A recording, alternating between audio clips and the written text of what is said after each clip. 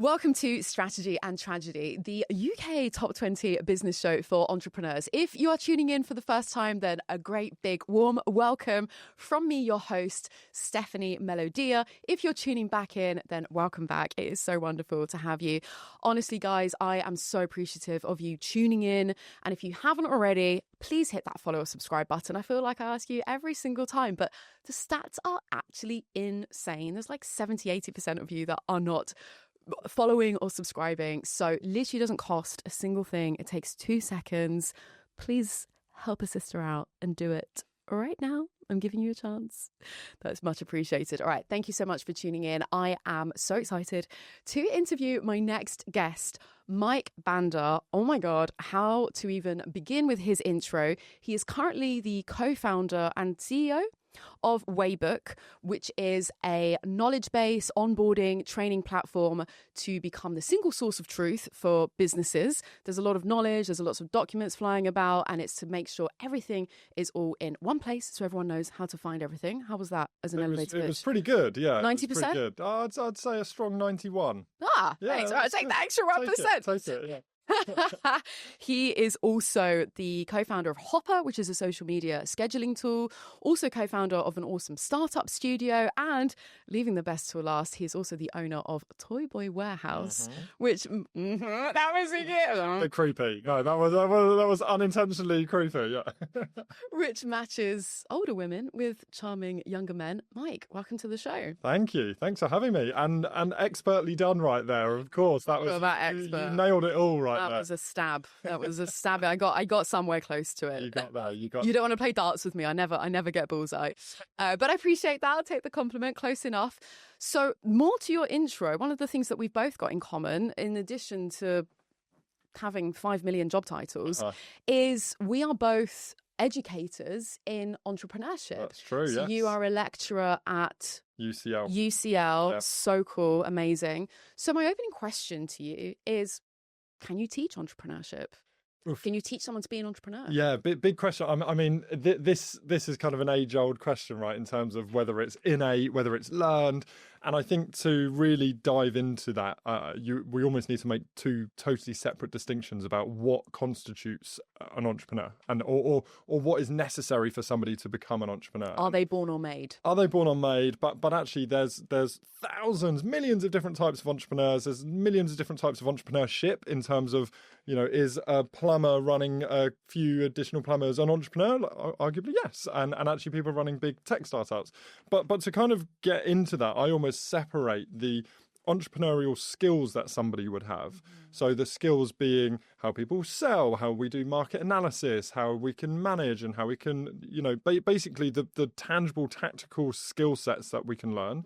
And then entrepreneurship or entrepreneurial characteristics. And by characteristics, I mean things like the grit, the hustle, the determination, the more tacit skills that we can kind of feel and understand that somebody has when we're interacting. And I think most people agree that the skills can be taught, but the characteristics are where a lot of that contention comes from, and people aren't sure if it's innate or learned. Okay. In my humble opinion, I think that a lot of that can be learned.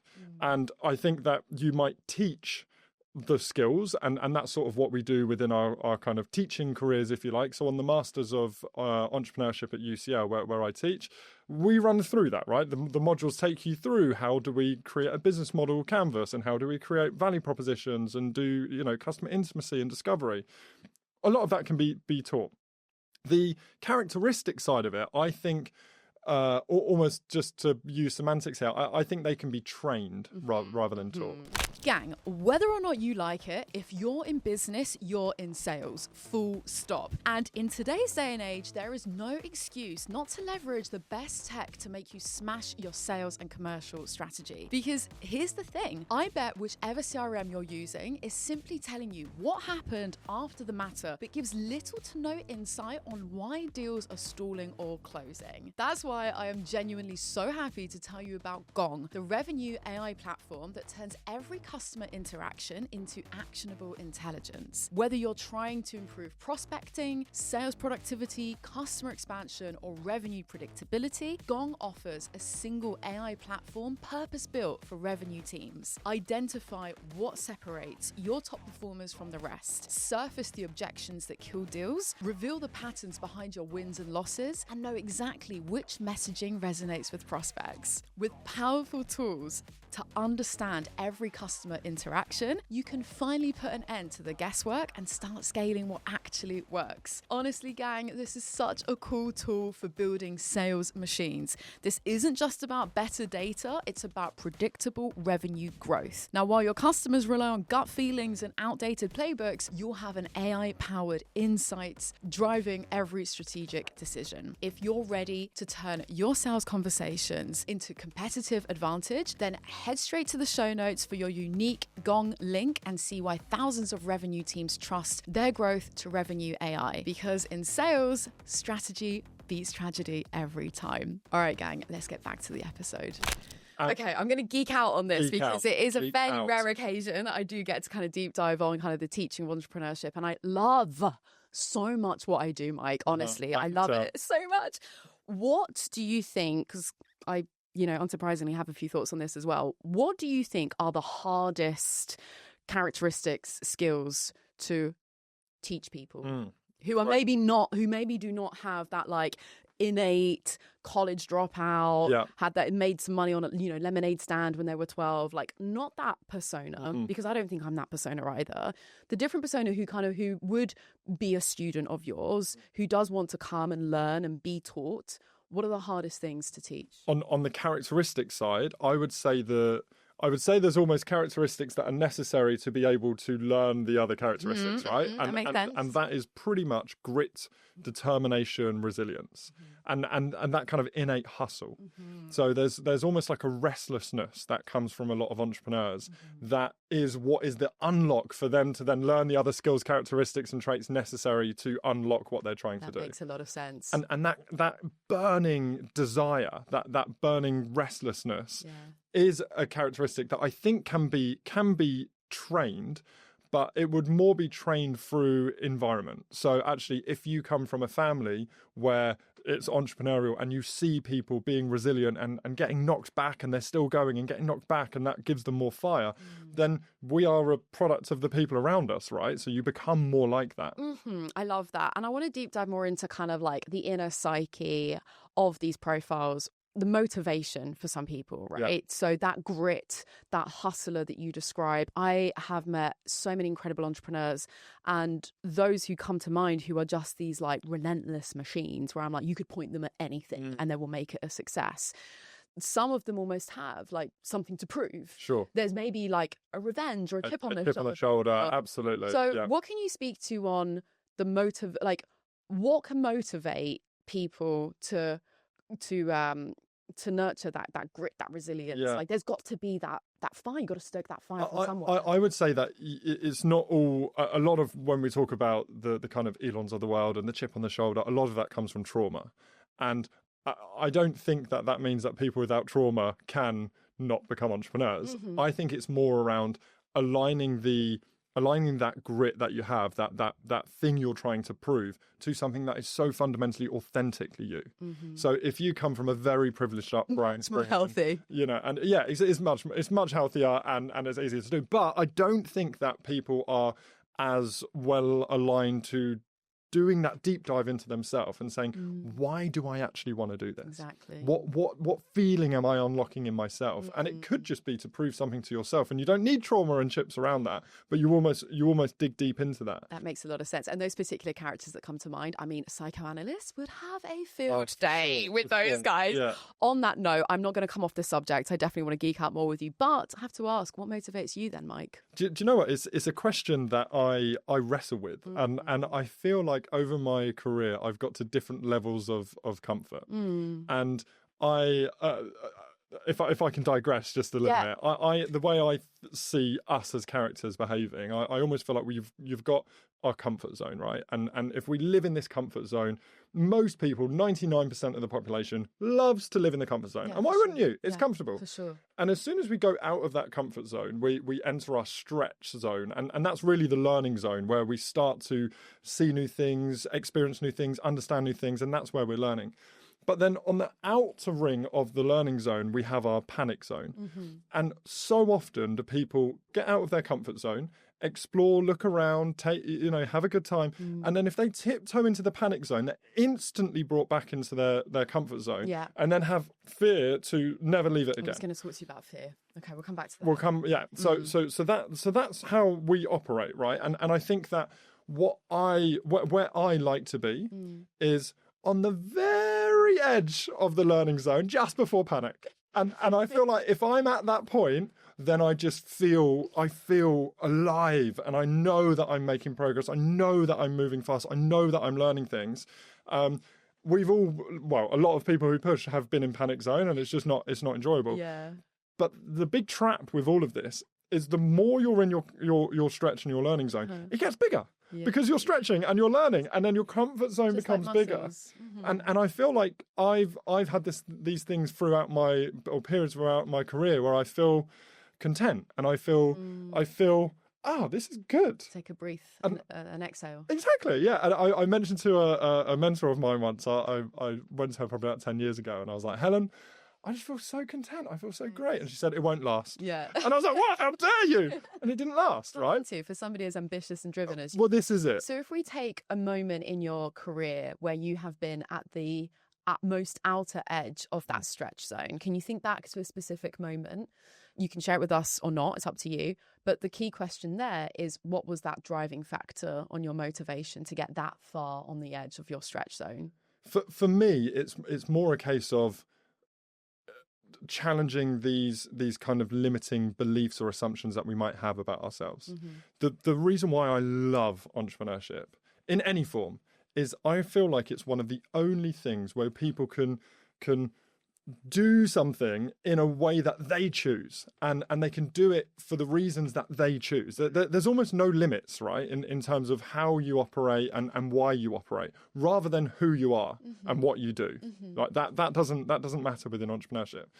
But it basically means that you can kind of set your, like, choose your own adventure, right? You can kind of choose it. So I think whenever I push to that outer limit, it's more where I have a clearer understanding of something that I'm not sure if it can be achieved. So it's more curiosity as the driver. I wouldn't say curiosity. It's more a case of uncertainty, but. So let me give an example, right? So when we started Hopper, which is our planning and scheduling tool for social media, it technically wasn't possible. It wasn't possible to do, and there was a lot within that was a technical difficulty. It was also a commercial difficulty. What year was this? This was 2015. Okay. And there was also a lot around how we operated a business. We wanted to stay bootstrapped, whereas we started to work in an environment where everyone was VC backed. And actually, Hopper shouldn't really exist as a business. It shouldn't have worked. And I love that. Because I was like, okay, like let's do something that's difficult enough that will kind of get me excited and wake up in the morning. And I've reflected on this a couple of times over the years, where I feel like I think I'm a wartime CEO, because I always love running the business, but I am on when there's problems. Like I am loving it. Like, is that just a sense of like rising to the challenge? Yeah, I think it's so. I think it almost is just so stimulating, right? It's makes you feel something. Makes you feel alive. Yeah, it's like. Okay, I don't do drugs, just entrepreneurship. Exactly, yeah. Just like turn off your servers and watch the chaos happen, and then fix it. Yeah. And actually, it's funny. I do this even when I'm doing a talk or a workshop or something. I know that I will do a good job. Yeah. But in order to really kind of juice me, I need to leave it. I need to make it difficult. Yeah, I need to get into the panic. It's not healthy, by the way. It's not. I wouldn't recommend it. I mean, there was this. I'm going to butcher it. There was a psychology study of this like wave where there is almost similar to like your concentric ripples on the comfort zone and the stretch zone there with the stimulation. And it's kind of like you need enough pressure, enough stimulation. Perfect example there of like if you've got a talk, but if it's really high stakes, it's that adrenaline, it's that sort of slightly panic stations, which is fine. Obviously, it's a survival mechanism. It's fine in small doses, but it's just obviously if it is prolonged. So on your wartime CEO self-realization here, what about the recovery from that? Because I can definitely empathize with like the proverbial has hit the fan, we need to sort shit out. And I'm like, similarly, I'm like, okay, get down to business, sort this all out. But then my recovery afterward, once I then can process and take a breathe, then I'm like, wow, I need a while to lick the wounds afterwards. I'll rise to the challenge in the moment. Is that the same for you, or the model I have in my head is almost the mental emotional equivalent of having fast twitch or slow twitch muscle. So if you think about runners, fast twitch runners can or fast twitch muscle, you can sprint, right? And actually you sprint and then recover, and you can just nail out these 100 meters. Whereas people with slow twitch muscle can run a marathon and then they have to rest. Yeah, that's a good example. And actually, I believe that we have the same in our psyche and in the way we work. And it's, I don't know the neuroscience behind it, but it's true because he says I don't know anything about science, but it's true because actually, if you look at the rates of people who have strokes after they retire, so the 67 rates of post-retirement strokes are off the chart. And heart attacks. And also you look at any parent, most parents will get ill in the summer holidays because they've been building themselves up so much, and then their mind, their body, everything relaxes. Allow yourself. Now, I think if you apply that to a kind of working environment, it's more about understanding how do you best operate. Because some of our developers, for example, and even our marketing team, some of these people best work in 3-hour chunks. And if I'm saying, like, Steph, I want to tell you something, I'm killing them, right? Like, I'm knocking them off because I'm distracting them and doing whatever. So they'll do their 3-hour chunk and then they'll have to rest and recoup for 20 minutes. For me, I'm very fast twitch on that side. More like a sprinter. I'm more like a sprinter. And actually that doesn't necessarily, it's not better or worse. It just means that I can context switch quickly. I can jump in and out of things fast. And also I need more regular but shorter recovery. So I can have okay. And look, there's I want somebody to do more in this, right? Like I did do a test once, which kind of aligned and assigned to some stuff like this many years ago. But I think the important thing is it's knowing how you operate and how you recover from that exertion. Exactly. Yeah, really. I'm thinking of different examples of people that I've worked with, and I remember somebody brilliant who I hired with my last business that really kind of put it. Brought it to light for me, where they were the marathon. They were like, I'm in the zone, I'm locked in, I'm like, cool, I'll leave you alone. And Mike, testament to your self-awareness as a leader as well, to know how to provide the most conducive environments to your team. Because honestly, there's, we need more leaders like you. And especially, I actually don't think it's that surprising a trait to be that sprinter as the founder, because I think such an important an overlooked skill, especially in like the earlier days, is creating that sense of urgency.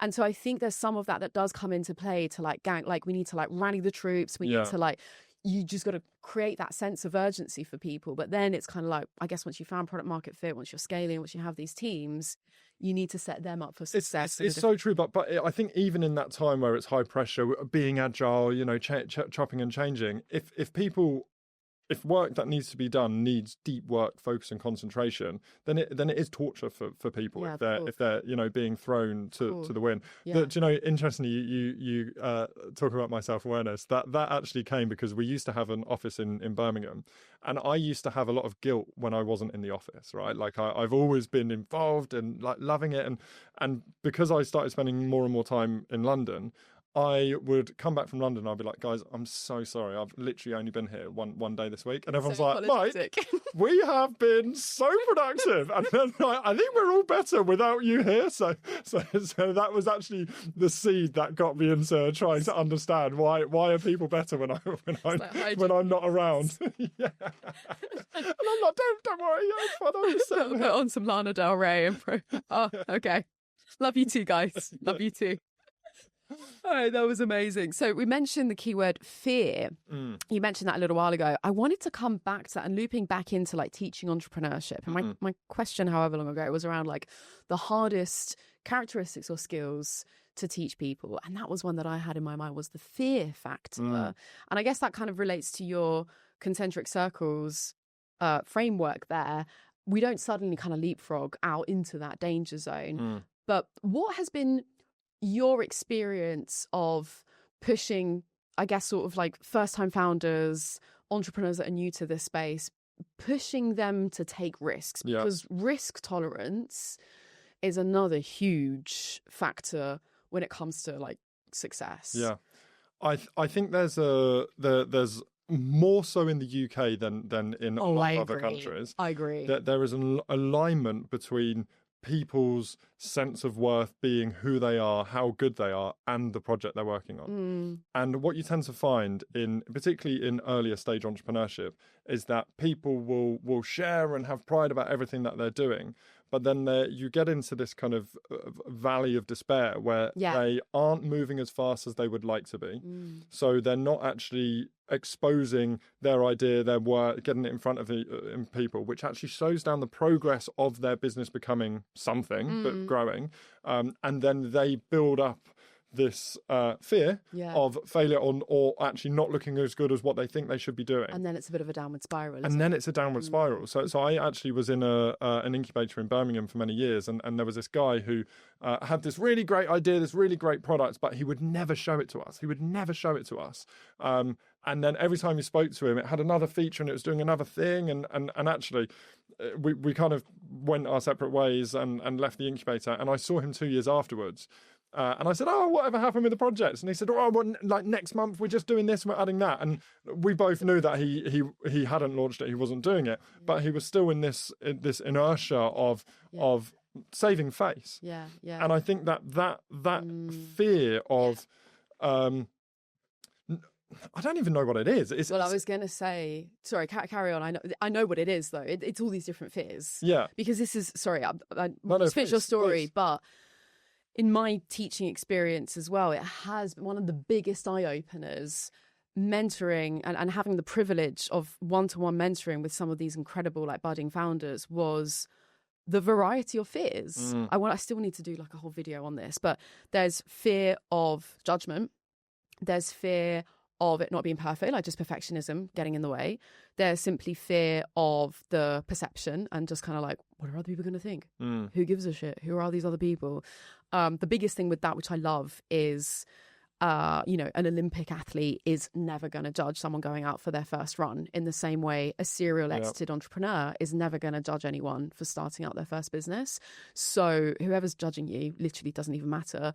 And then, of course, the fear of failure as well. So, and I think a lot of the time, because we fear fear, we don't even go as far as identifying. We don't want to feel it. We avoid it. We don't even go that far in our minds. What even am I afraid? Of course, it's irrational, but once you do start to look at it, it helps to identify a problem that you can then solve. But of course, it's not going to happen overnight, and it does take time, like strengthening muscles to increase that risk tolerance. You're so right. And I think you say that the people who might be judging you early on don't even matter. The sad fact is, to those people, in a lot of scenarios, those people do matter, because quite often they are their close friends and their family. And I think it keeps them stuck. And I think this is something you see more within the UK, unfortunately. And that's why it's so important to be in founders circles and kind of getting that inspiration and that kind of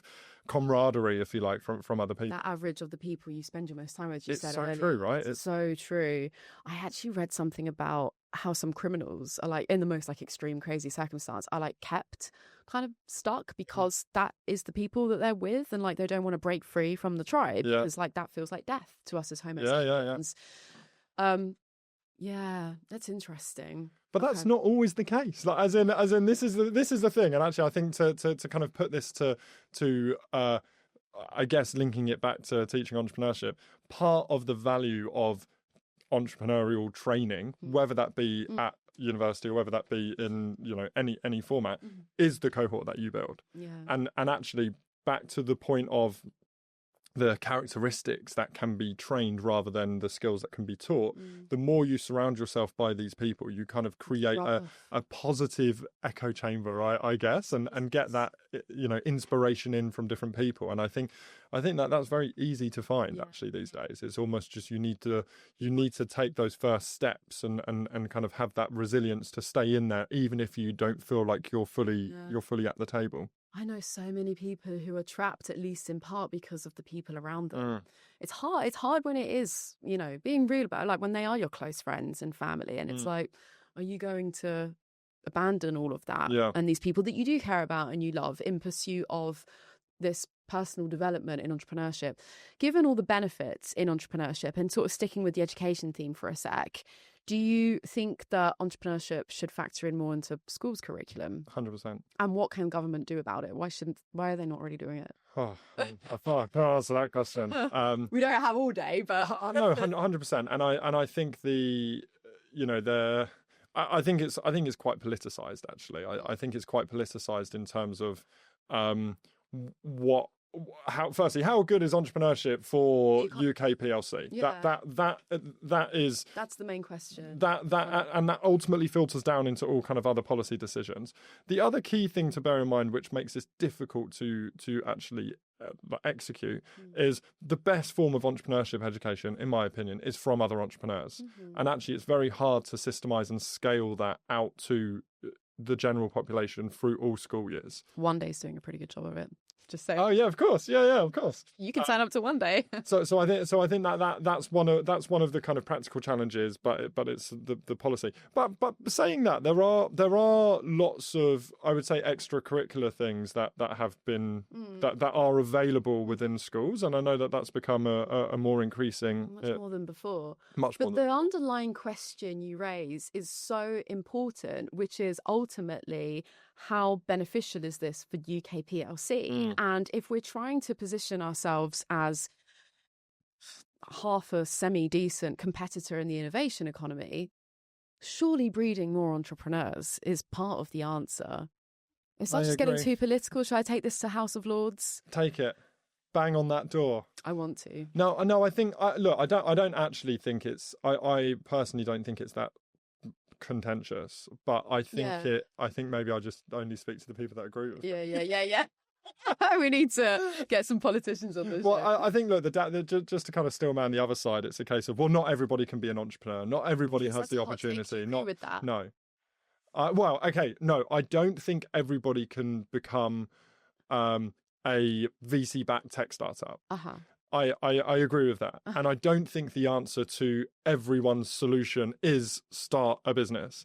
But I think that more comes down to the media's perception of a business and being an entrepreneur. Yeah. And I feel like entrepreneurship and entrepreneurial activities are becoming so kind of rich, varied, and embedded within the fabric of what a future career would be. Right. And to your earlier points with using like a plumber example, and like it exactly, can take shape in so many different forms, which perfectly serves me on a silver platter, Mike, my follow-up question, which has given you such a serial entrepreneur. You have started your own businesses, but you've also acquired businesses as well. And so I would love to hear more from you on the different ways to get into entrepreneurship. It doesn't always mean that you have to default to finding a problem to solve, finding a market to go after, doing your market analysis, having the grit and the resilience to build something from scratch. So talk us through the other ways people can get into entrepreneurship, maybe related to some of your experiences. Yeah, sure. I think this has actually become a lot more popular in the last few years, really, with the whole concept of buying a boring business and doing all of that. You know, that's Cody Sanchez. Cody Sanchez, yeah, she's basically increased the value of every storage, like laundromat, everything. Like, yeah, it's a real thing. Every mechanic, exactly. But I mean and just on that, so this for viewers who are being like, who's Cody Sanchez and what they're talking about, is that a lot of business influencers are now saying, look, you don't have to start. You can basically find a cash flowing business. You can buy it for 3, 4, 5 times revenue. You can get debt against the business to buy the business and then just sit back and print money. Now, that is true, but it's also like glamorized way more than what it actually is, right? Like it's hard, and you're buying these kind of clunkier businesses that you still need to have domain knowledge and skills and contingency and everything else. So buying businesses is definitely one thing. I think that in a lot of scenarios, dependent on your ability to get debt, that can still be a bit out of reach for a lot of people, particularly first-time entrepreneurs, and particularly. And that's not necessarily a bad thing, because if you've never run a business, you've never done anything, you've never managed a P&L, you've never sold, you need to earn your stripes. Well, you almost want to test that out in a way before you've kind of put everything you've got into it and tons of debt against the business. Yeah. So that is one viable way. Yeah. The other way, I think that people can act and be entrepreneurial at a very young age, that where the risks are lower. And actually, you know, going to a car boot sale and buying stuff and selling it on eBay, this is a really bad example. That's entrepreneurship, right? Yeah. That's kind of understanding different things, a bit of hustling, and there's no risk against that. So I feel like getting into the spirit of entrepreneurship is, and spotting those opportunities in daily life is great. Yeah. And you know, you look at people like Alex Hormozy. He has lots of great ideas around this, where go to a service business within your local town and say, okay, you're a chiropractor. What's the minimum that you would possibly sell a chiropractor session for? And if that's 20 quid, then actually you can basically go and sell packages of 10 chiropractic sessions for, you know, exactly. And that is a zero cost, like zero issue thing where actually if you don't sell them, then you've lost nothing. So there's lots of entrepreneurial tactics and things that you can do that aren't necessarily buying a big business, starting a tech company, you know, investing lots of capital.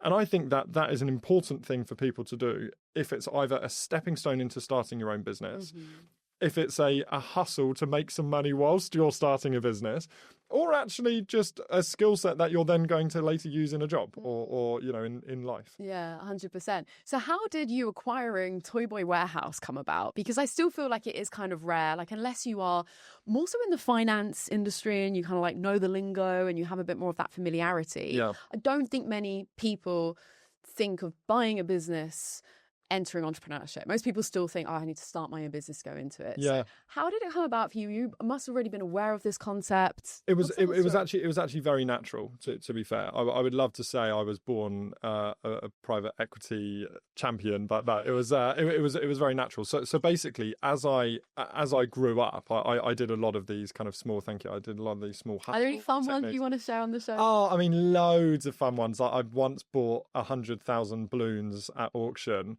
only to find that all of the print had been printed upside down, and that's why I got them so cheap. So I was basically flogging these balloons as non-helium balloons, so when you hung them upside down, it was the print was the right way. That's so creative. Thank you very much. Yeah.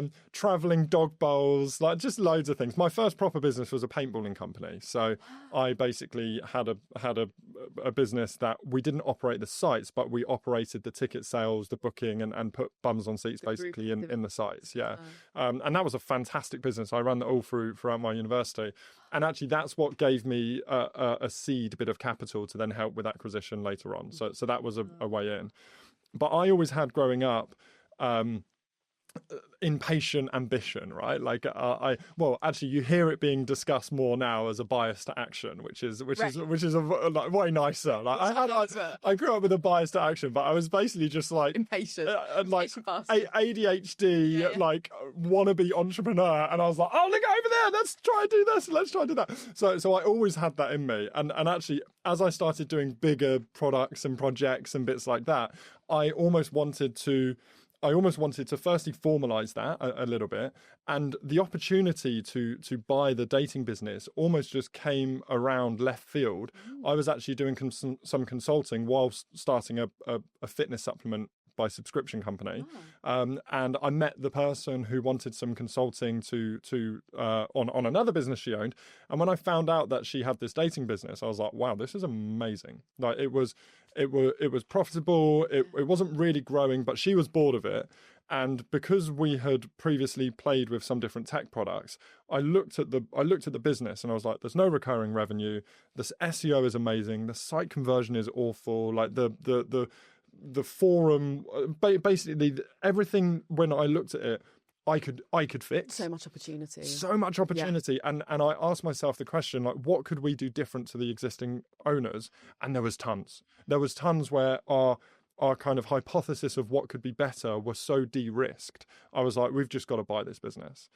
Was it, like, you don't need to share the amount, but like, how did you secure the funding to buy a business? So we self-funded it, and that was largely because of the money that I'd done from the paintball business, Wow. but also just good deal structuring with the existing owner. So we actually guaranteed her the amount of profit she was taking out indefinitely. She maintained 10% of that business, and we basically bought 90% of the business for fair market value. But we got a discount on that because of the art benefits, her maintaining, the profit share. The art of negotiation. Well, exactly. Like, negotiation isn't about you getting the best. It literally is the best for both parties. It's so true. And actually, I remember I was speaking to a guy called Peter Dines about this, and then 3 months later, I met him at an event, and he said, "Oh, what happened to the dating business?" I said, "Oh no, the deal fell over." And I was like, "So, it's not happening." And he was like, "Mike, make it happen. It's fallen over and it's not happening because you've not yet made it happen." And I was like, "Okay, yep."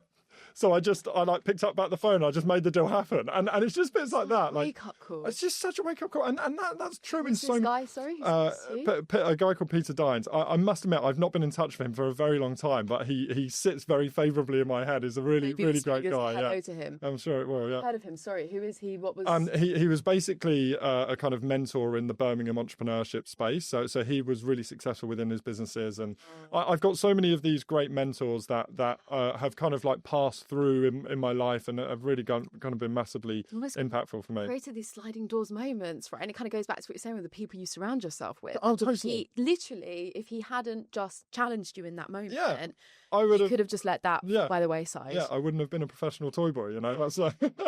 so anyway, actually could have been so different. Well, true, and so basically, when that opportunity came about, and going back to your point about portfolio business and different ways in, I was still massively ambitious, and I still really wanted to kind of like learn and grow and adapt.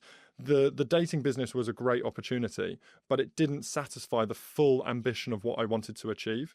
So at that point, we decided to buy that within a group, and the group was called Turn Partners. So that was the seed of saying, okay, well, look, let's turn this business around, but we don't want to be the toy boys, right? Like, that's not our destiny. Interestingly, I think that was a bit of a mechanic that addressed the fear and that we were talking about before, because the success and failure and the brand and everything of Toy Boy Warehouse then was almost one step removed from Mike Bandar as the entrepreneur. Makes sense. It really does, right? Inextricably linked with your own identity. Exactly. And actually, I fundamentally believe that. I've always believed that. Entrepreneurship is a ladder.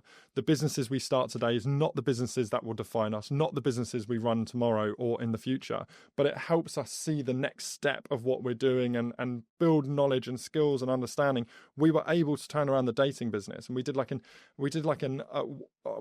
was insane. It was like quadruple digit percentage changes. It was mental, the growth that we did. But that was only because we'd previously toyed with some other businesses and we just knew things that would work, right? We weren't geniuses within it. So yeah, of course. It just goes to show, doesn't it? Like, if somebody else has identified this gap in the market, they've got something that they've kind of tried and tested, it's working, and then just bring someone else in to kind of power it up is so interesting and exciting. You mentioned entrepreneurship is a ladder. We are on the same wavelength, because literally I was going to come on to that as well. Is that to do with what you call kind of the effectual thinking? Expand on that. What do you mean by that? And effectual thinking, yeah. So this is one of my core tenets of how I like to operate and how I encourage others to operate from an entrepreneurship perspective. So perhaps I'll explain effectual thinking, and then we'll link it to the ladder. So effectual thinking is a type of thinking. It's an approach to thinking. So it's not necessarily a framework or a process where you would think in this way and come up with a business idea, but it is often applied to early stage entrepreneurship. Now, most people start a business by designing the goal, and we're told, have these goals, what's it going to be, what's your exit strategy, and then you basically work out everything you need to do in order to achieve that goal, get all of the resources, the skills, everything, and you just power through, and you're resilient, and you go. So when we started our fitness supplement company, What happened with that? Was that a success or failure? It was a very it was like a difficult success. It didn't fail. Interesting. But that was a failure for what we needed. So we ended up closing that because actually it was, we had focused too much on the model, the business model, rather than on the customers. But we kind of ran that project for about 9 months. We made some money in it and we made a call that it wasn't going to go. But in that process, we said, I want to do a fitness supplement company by subscription. This is when Gray's Box and all of the other subscriptions were coming up. So we're like, amazing. Yeah. So it was a perfect model. Design that out. What do we need in order to do that? We need a protein supplier. We need a brand. We need marketing. We need this. We need that. And we basically built a plan of what we need. And then we just went through it. Okay, so what's this? And that's how most people start a business. Yeah. But that is called causal logic. And that is the opposite of effectual logic. So if you want to start a business using effectual thinking, forget everything that's logical and forget everything you know. And it's almost the opposite. So instead of starting with a goal in mind, you try not to have a goal. You try not to think about what you're building or how you're going. And the true art of effectual thinking is you don't have a goal for as long as possible within the first part of that procedure. But you start with your bird in hand. What do you know? Who do you know? Who are you? What do you love? Who is around you? All of these things. And you slowly start to get an understanding of what you are able to do and what accesses you have. And then you can always build these self-selecting like network of stakeholders. So instead of spotting the competition and being like, okay, we're going to go against them, look at the market that you know and your understanding and try and see how you can work with them and kind of complement them or whatever that may be. Yeah. And then another really critical principle within effectual thinking is work out your affordable loss. So every time we start a new project, this might be a new business, or even a project within a business, we say, what can we afford to lose, assuming that this current direction is a complete failure? And that is loss in terms of time on a calendar, time in a day, money, health, like social, anything you have, rather than what is your expected return. Because we've all done it where we've put I'm going to buy a widget for £1, sell it for £2, you put it on Excel, you drag it to the millionth cell and you're like, I'm going to be a millionaire, right? I'm going to be a millionaire. So actually you just gun and you'll just say, well, okay, it doesn't quite matter that it's taken me 6 years now because I'm going for that millionth widget. Whereas you work out what's your affordable loss. Yeah. And if you hit that affordable loss, you can then take a step back and you can say, well, look, do I want to put more affordable loss into this, or actually is that right? So is affordable loss the same as cost benefit analysis in economics? Similar? It's similar, but it's more around everything about you as an entrepreneur. Yeah. Because it also has the opportunity cost of you as a founder. Right. It has the time in the evening, and actually what it enables you to do is it enables you to actually say, okay, well, look, my affordable loss on this business means I have to start it in a certain way. If you can't afford to give up your evenings or weekends and you can't give up your salary, that's fine. Maybe you go into it in a slightly different way. Or actually, maybe that means you have to raise investment from day one and you raise off a deck. So it doesn't mean you can't do it. It just narrows your scope where innovation can really happen. Yeah, that makes sense. And helps just kind of like remove some of the other options to help you kind of reach a decision through the process. So, interesting. So there's a few other pieces within effectual thinking, but actually perhaps I'll give an example which might make it a bit easier. So when we had Hopper HQ, we still own the business today, but when we were really gunning that business in the early days, we had thousands of people, businesses on Instagram, thousands of influencers. They trusted us. They connected their social. We were like the voice. We had domain knowledge, domain expertise, and we started to see that some of our brands were advertising on some of our influencer accounts, and this was the very early days of influencer marketing. We were like, that's kind of interesting because they both know us and we know them and there's money transacting. So we actually went to some of our brand accounts and we said, hey, do you want to get some influencers and we'll do that? And they were like, okay. And then we went to some of our influencers and we're like, hey, do you want to post this for them and get paid for it? And they were like, okay. And literally overnight, like I kid you not, overnight, we were like, oh, we're an influencer agency now. Right. And we spun up this side business called Real Tribe. And we actually brought someone in to run the business. And within 2 weeks, we were the exclusive influencer marketing agency for Uber in the UK and Ireland. And then we just stacked on other clients. And we're like, that is effectual. Because the key thing is, if other people could and did start influencers agencies in that time, but none of them would have been able to do it as fast as us. Just working with the end in mind as opposed to jumping on the opportunity. It's more about pulling together the things that you already have. Yeah. Because if we wanted to start you've got the ice hotel and the ice bars, right? We can come up with that idea here. Right. We say we're going to start an ice hotel. Right. And we'll make it happen, right? Yeah. We're smart people. We'll make it happen. Right. But think about all the things we need to do. Yeah. And if you look at the people who actually started the Ice Hotel, which started in 1989 in the International Ice Carving Competition in Reykjavik, when the people who were organising the travel didn't have enough hotels for their international ice carving teams. And one of the teams from Japan said, hey, it doesn't matter. We're just gonna take some of this ice and create some igloos. Had to be the Japanese. Cool, very industrious. And they got some like animal hides and skins. And the people who slept outside in the igloos woke up and they were like, that was the best night's sleep I've ever had. So the next year, more teams were saying, we want to stay in those. And then that slowly evolved into the Ice Hotel. But if you think about that, they are compete against all of that. You can't win. You think they are the world's best international experts in ice, linked to the international tourism board of Iceland, where there is a ton of ice. You put all of that together. It just goes on and on, let alone the 30 plus years of building brand reputation and all the rest of it. So that means that even if we started at the same time, the other team, who, by the way, that is very effectual, they will win. And that doesn't mean that you can't start a business. It means what is your effectual business to start. Yeah. Okay. So a couple of things come to mind. So number one, especially more in the first part, does mirror what we teach at One Day as well, some of the modules. And there's a specific masterclass that's all on founder idea fit, and it is looking at start with what you have, which actually links to a mutual friend of ours, Jodie Cook, who talks about playing your ace cards. And there's something in that as well, which I'll try not to digress too much, but there's something in how we severely overlook the stuff that's easy to us just because it is easy to us. It's a blind spot. It is. In order to know what you're great at, you actually have to ask. You have to ask other people, right? Because it's just so easy for you. I'll be with some friends who are just amazing at maths, and I'll be like, don't even realise. They don't even know because they're just good at maths, right? But it's also the point with this specifically is feeling. There's almost there is satisfaction that does come from, an element of pain, right? There is running a marathon, again, using that great example there. There's almost there's, again, the physical example is just the best to bring it to life, is there's a good but bad kind of aching feeling in your muscles when you've had a good workout, right? To bring that to life to most people.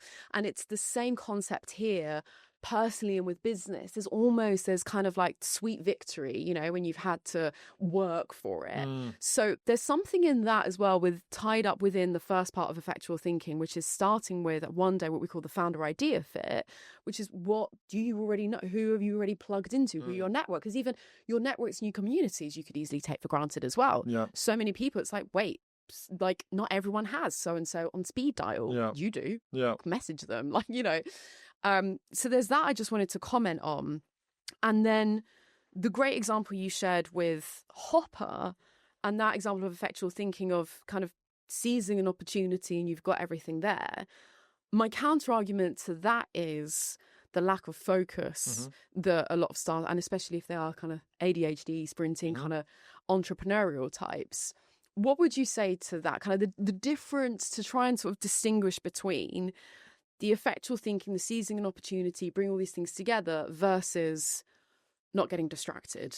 So great pull. I think that I've given that example of Hopper starting another business because it's easy to understand effectual thinking on how we can discover a business that we should start rather than you design a business that you should start. Yeah. However, effectual thinking can be used as an approach to thinking when you don't have any business, and it can also be used when you're looking at specific projects or ideas internally. So it doesn't actually have to be a separate business. It could be we want to increase our average revenue per user in a SaaS business. Okay, cool. Well, let's look at our effectual map. Who do we know? What do we know? We have our customers. We can get customer intimacy with them. What products can we build? Well, actually, we've got really good. Well, so for Hopper, for example, we ran some tests and it didn't take off, but it was very effectual.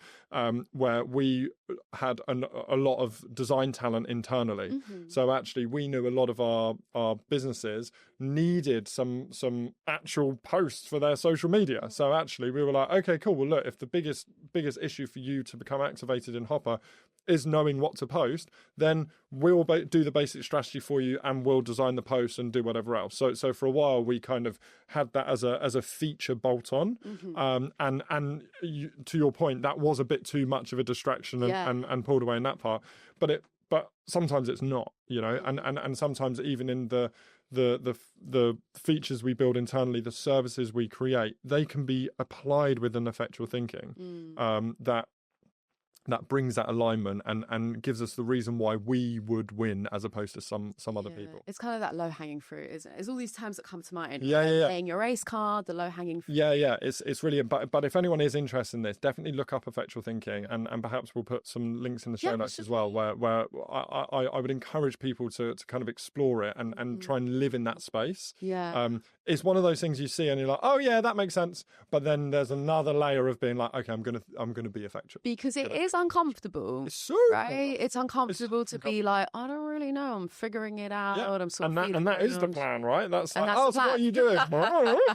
I'll let you know. It's counter to what a lot of what we know. And that does link back to our earlier comments, not to be like bashing our own home turf here, but the British culture as well. It doesn't really help with that either.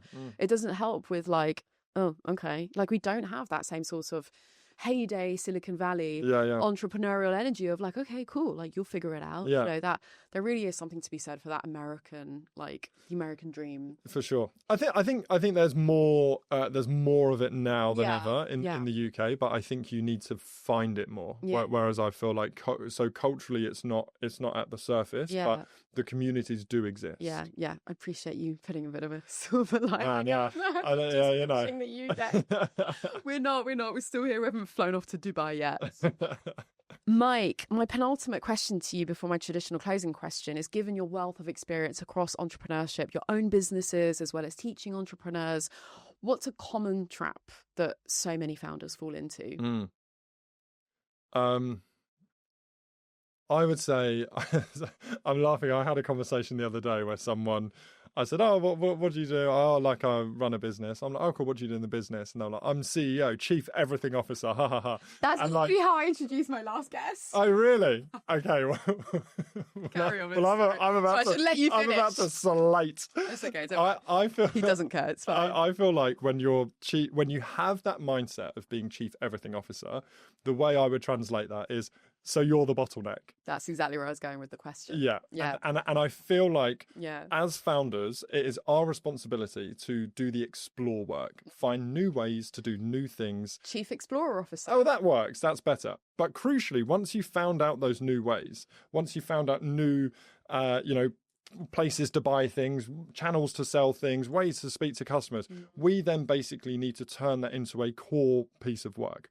And by core, I mean, we want to document, we want to systemize, we want to delegate that. So we're building the foundation, the systemization behind our business, so we can remove ourselves to then go and do the next higher level work. And a lot of people do not do that. They become the bottleneck. And some people get attached to the ego of it because, I'm wearing all the hats. It's like, wear the hats, but pass them on. Right. And if you're ready to scale up your business and stop being the bottleneck, then check out Waybook.com. I mean, you joke, but actually the reason why I... Does make a lot of sense. Well, the reason why I love Waybook is because I've seen that, right? Like, I felt that. There's no way that we would have been able to have, used one business to grow the other, to grow another. And now, we're a relatively decent-sized group, bootstrapped. Is because we've systemized. No, I get it. Documented. Yeah, no, I'm only half joking. No, I love it. I've noticed how, is meta the right word? I'm not sure, but how certain business, especially somebody like you who's had so many, like such a serial entrepreneur, how so many businesses kind of come out of like other businesses and almost like an aside from the main thing. So I guess like Slack is the best example of this, where Slack was born out of this game, started out as a video game. The developers, again, because it's going back as well, needed a very fast, lean, efficient way to communicate with each other. Hence, because they're all developers, gamers, they're all these kind of tech geeks, built the separate thing to it. And then that became Slack. And they actually realised, oh my God, that's kind of these, again, I don't know what the word is I'm looking for. I'll tell you what the word is. Yeah, please. It's effectual. Oh, That's effectual. Yeah, like that is an effectual approach to spin would Slack it be out. fair to describe Waybook in this instance as effectual from all of you discovering its bottleneck? So yes, I think it's more effectual than what it sounds on that part. So it wouldn't be effectual necessarily or wholly for me to say I had this problem and I solved it. But what makes it actually effectual is we used our team from Hopper to then build Waybook. So we had great network of similar sized businesses that we were targeting. So we knew the pain, yes. We had the ability to make it. We had the skill sets internally. We had the access to the market. So those things are quite effectual. And actually the Hopper team was the team that built Waybook, and many of them, some went back to Hopper, and many of them are actually now full-time Waybook. So are you writing a book called The Effectual Entrepreneur? Do you know what? I'm not. But that's because I'm not very good at writing. We can get a ghostwriter. We can get that sorted. I feel like there's a book in here. Do you know what? I talk about it so much. I should. And do you know what? I onboarded 2 people in our business this week, and one of our values is think effectually. And I ask people so much, like, do you know effectual thinking? I ask so many people. No one ever knows about it. Exactly. No one ever knows about it. Exactly. And there's quite limited information on it. So there we go. So yeah, it's not as if you're busy enough. I know. Just giving you something else Focus. to do. That's the other downside of doing multiple things. It is a trap as well, right? And actually, this kind of bias to action / impatient ambition is about knowing. It's about knowing where to apply focus. Exactly. and which is where the loss assessment comes in as well. Exactly, yeah. Exactly. As a part of effectual thinking. Wow. Okay. Right. Maybe I've written it already. Maybe I've written it. Can I also just, sorry, I did say before, it was a penultimate question a few questions ago, but you mentioned kind of revenue generating, being so successful with the paintballing business that you had enough profits to then put into this like acquisition of Toy Boy, and you had kind of, the deal structuring and everything else. Have you ever had to get investment for your other businesses? No. Has it always been reinvesting? Yeah, that's incredible. We had a grant once from, but we had $100 grand grant early on. But that was kind of that was in Hopper time. But no, everything else has been bootstrapped. So impressive. It's painful. It's impressive now, but it was painful. You're saying painful. I mean, it's like choose your poison as well, right? It's so true. Because it's so true. It's also painful to fundraise and deal with investors. Do you know what? This has always been two reasons why I've never wanted to raise. One of them was I never wanted to raise speculatively and be a part of somebody else's game. Yeah. You look at how investment works, and I invest in quite a few other businesses. You don't expect them all to work. Right. I expect my businesses to work. Yeah. And if that doesn't work, I'll pivot and I'll make it work. And I didn't want to be the 9 out of 10 that didn't work. So that, particularly early on, because I didn't want to, I see this as my craft, right? My career, and so I didn't want to be like, chances are it's not going to work. And I know people who raise don't think that, but the people who invest do. Oh, I get it. So that's number one. The second reason was I basically, we made decisions early on that enabled us to be quite efficient, and we realized that money doesn't solve all of the problems. Yeah. So actually, it really doesn't, particularly in SaaS. Like you basically put in good things and apply time. So yes, SaaS, you can acquire more customers, you can do things. We had an affordable loss for Hopper. So we had I think it was originally like an 80 grand affordable loss, and then we put that up to maybe like 150. And that was what we were willing to lose on this new project, and it turned out to be well. We spent a lot more in Waybook. So our affordable loss was 1.2 million. We ended up going just a bit over that, but now we're profitable and in a good position. But that affordable loss at that level basically meant that we weren't bootstrapped, right? Because we funded the business. However, what I noticed between turning around the dating business with almost nothing, starting Hopper with 160 and starting Waybook with about 1.2, you become too relaxed. Like we unnecessarily spent money on things earlier on and tests. We tried to scale it before we nailed it, and we had an inefficiency of money that we wouldn't have had if we had less money, and I'm pretty sure we would have got there anyway, right? Yeah. So nail it then scale it is a principle I love and I live by, Right. and I think that having more money, particularly if it's other people's money, you don't necessarily do that early on. Totally with you, and I can see the diagram in the book. Nail it, then scale it. Yeah. I can. Well, put a little illustration. that's someone else's. Is it? Oh, okay. That's someone else. I think that's from the Startup Genome, I believe. Oh, okay. I haven't read that one, unbelievably. Mike, that's amazing. So much food for thought. I want to ask you as well, just thinking about the different scales, and I appreciate you sort of sharing some figures on that to really sort of paint a picture of the difference between even, say, like Hopper to Waybook.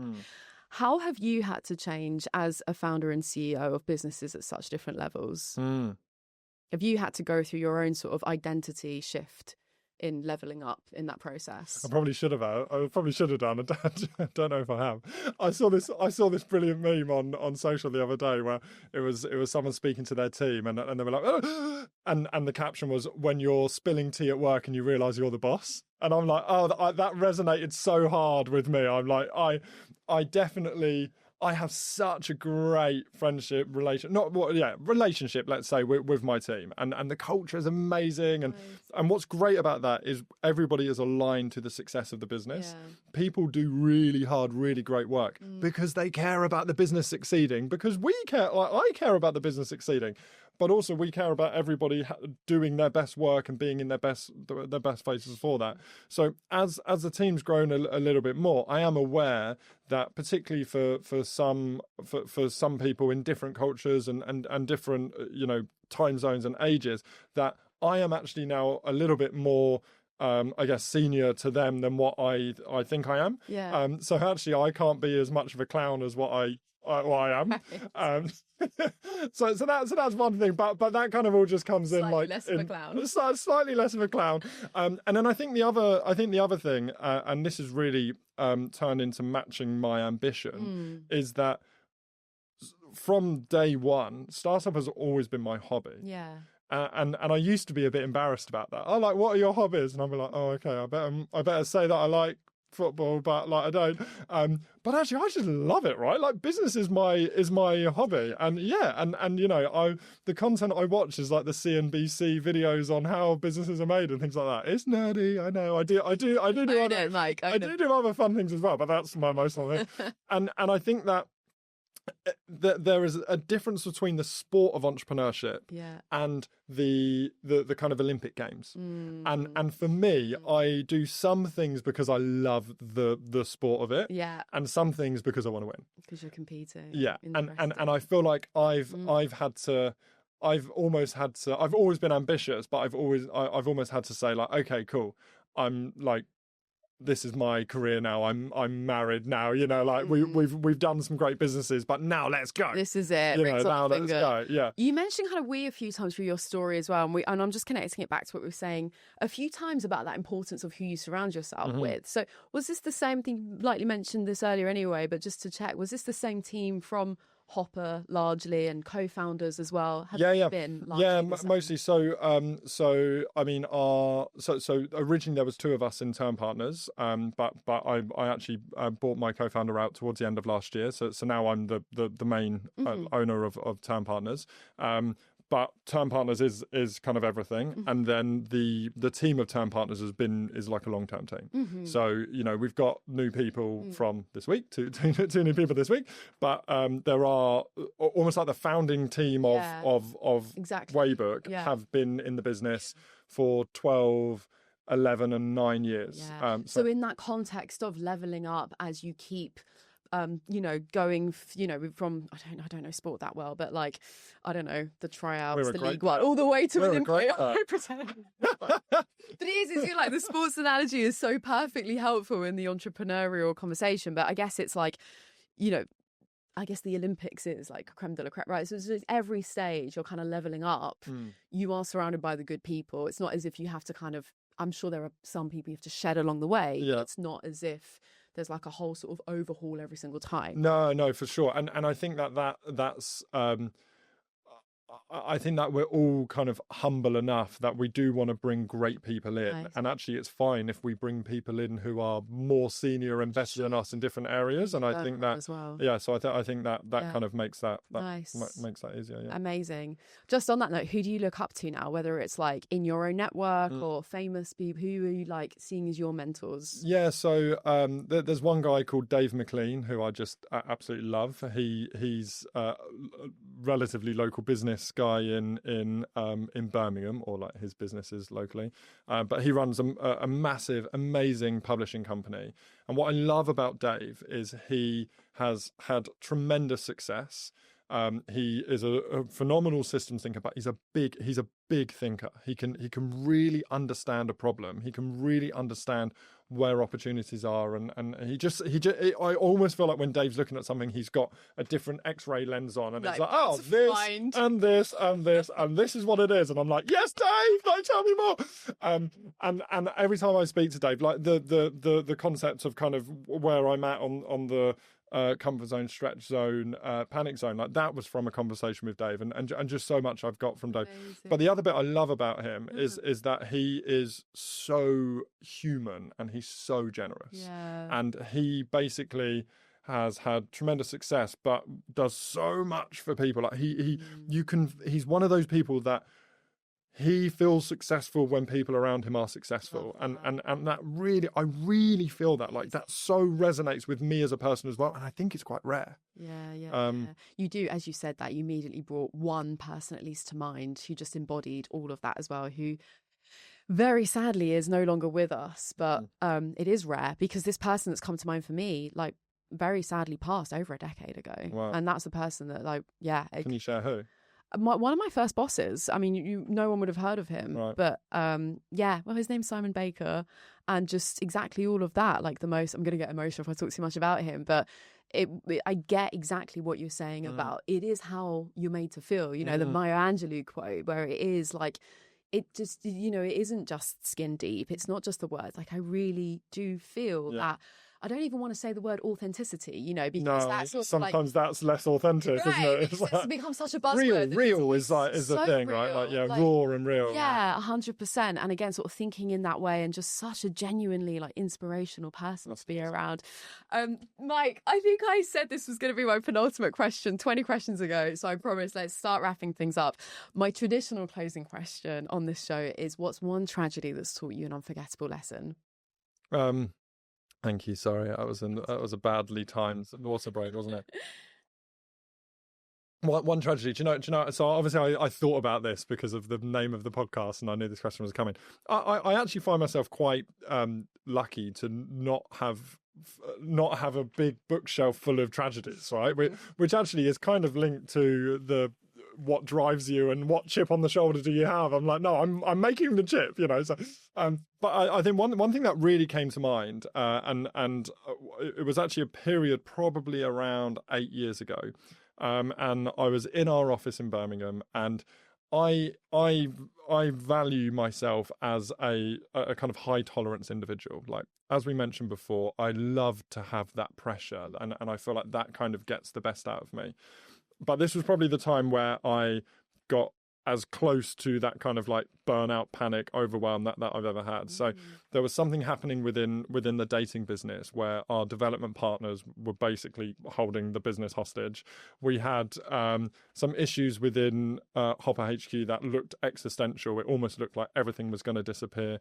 One of my team had just gone on sick leave that held a lot of things at the time.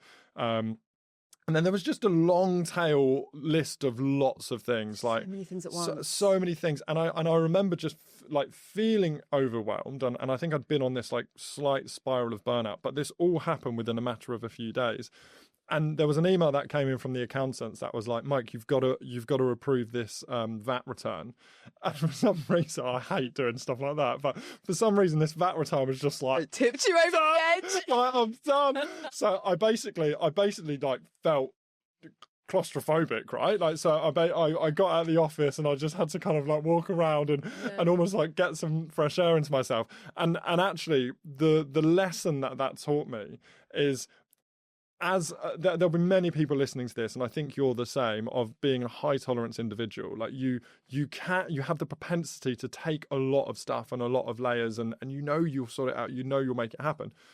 It doesn't necessarily mean that you should, because sometimes when you can take more, you end up stacking your plate with things that actually aren't the most important or actually the most valuable things to do. So you collect all of these open loops, right? Like, so I would have had another 150 emails of people to get back to and things to do. Yeah. But all of that is actually the baggage that you don't necessarily process all the time. Yeah. So turning that into that lesson into strategy is where possible, and I'm not the best at this, to be honest with you, I just try and close loops off as quickly and as regularly as I can. And that is practicing saying no to things, which doesn't come naturally to me. But do you know what? On that note, I've received, being on the receiving end of some like fantastic no's, and I think we actually struggle more with just knowing like how to phrase it. Can I tell you how the best one I've had? So a really good friend of mine, James Routledge, he's just the most magical, amazing guy ever. I once asked him to come and talk at a session at UCL, and he said to me, "Look, Mike, I love you, but I'm just practicing I'm exercising my muscle to say no, and this isn't something that is fully aligned, and I'm a bit overwhelmed at the moment. So if I'm gonna have to say no to this." When I got that no, I was like, I want to practice my muscle to say no. Muscles, let me stretch someone. It's like this bullshit production, to quote Michael McIntyre, that like we all feel the same. Yeah. We all want to be saying no. I don't know, at least in our circles. I can't say everyone, but it's like we all want to like get better at saying no. That like that level of candor is like, oh, that's so inspiring. It gives me tools. It's not it doesn't have to be a bad thing, right? It's like a bad thing when you're that honest about it. And I honestly do believe I had an amazing sales expert on the show, and we talked obviously about rejection and selling, and it's just so much worse for everyone to just not even give an answer. So I've really respected you not keeping that loop open for me, and I really respect being like, cool, we've closed the loop, this is if you can share kind of the reasons why. And I think that's the thing as well. I think we just want no is a complete sentence, as the Instagram quote goes, but I do think just a little bit of an explanation goes such a long way, even if it is just feeling a little bit overwhelmed or not quite the right time, or I'm practicing my ability to say no, whatever it is. It was actually a study, I can back this up with a study that I read about in the book Influence, which I wouldn't be surprised if you read as well. I think I've Blinkist it, which okay, well, I need to Blinkist startup, Jenno. Right. You said earlier we need to do a book swap. But there was this really funny study that was done with people queuing up to use a copier in a library, if I remember correctly. And it was so funny because they did this test where somebody asked to jump the queue, and just by adding a because, and then it would have been like the most BS. It doesn't make any, completely irrelevant, right. Doesn't make any, but because they've said, do you mind if I skip ahead? I've just got a thing, whatever. It just increased the chance of them letting them skip the queue by 76%. Well, I'm completely making that up. But it is that power of just I'm not being rude, not being a dick. There is a reason behind it. Yeah. Anyway. Very nice. Mike, thank you so much. No, thank you. I feel like, do you know, if I'm totally honest, I don't know if I know what we spoke about. I've had a fantastic conversation, but I'm looking forward to what listening to this back and seeing where we went. It's the spell I've cast. Nothing to do with the heat in this studio. That's actually the real reason we need to wrap it up, guys. We've covered amazing ground here. We talked about great conversation. Entrepreneurship, cracking it all open. No, absolutely loved having you on. You've been the perfect guest, and I love how you've been a bit of a brand ambassador for strategy and tragedy there with your final answer, kind of doing about how the tragedy turned into a strategy. Yes. So ultimately what we can take away from that is just because you can say yes to things doesn't mean that you should. So it's a nice. Well, I think it's closing those loops and basically prioritizing what is right for what you're doing at the moment. Yeah.